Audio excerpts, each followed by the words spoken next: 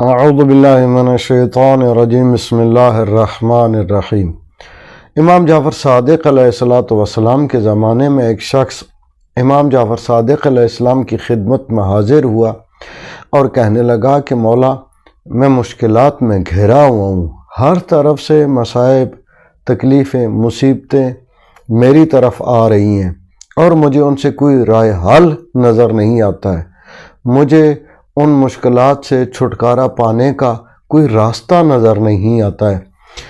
امام علیہ السلام نے فرمایا کہ کیا تم نے مشکلات سے نجات کے لیے میری دادی جناب فاطمہ زہرا سلام اللہ علیہا سے توسل کیا ہے؟ اس نے کہا نہیں، میں نے جناب سیدہ سلام اللہ علیہا سے توسل نہیں کیا۔ امام علیہ السلام نے فرمایا کہ جاؤ اور جناب سیدہ فاطمہ زہرا سلام اللہ علیہا سے توسل کرو،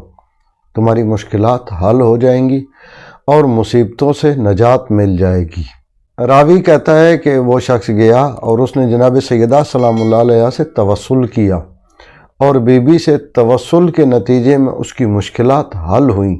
اور اسے مصیبتوں سے، تکلیفوں سے نجات ملی ہے۔ جناب سیدہ فاطمہ زہرا سلام اللہ علیہا سے توسل کا آسان عمل یہ ہے کہ آپ ہر نماز کے بعد اپنی مشکل کے حل کے لیے،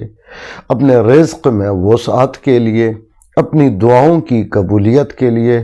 اور دشمن سے حفاظت کے لیے ہر نماز کے بعد 7 بار سورہ کوثر کی تلاوت کریں اور کم از کم اول و آخر 3 بار درود پاک پڑھیں اور درمیان میں 7 بار سورہ کوثر کی تلاوت کریں اور اس عمل کو جناب فاطمہ زہرا سلام اللہ علیہا کی بارگاہ میں ہدیتاً تحفتاً پیش کریں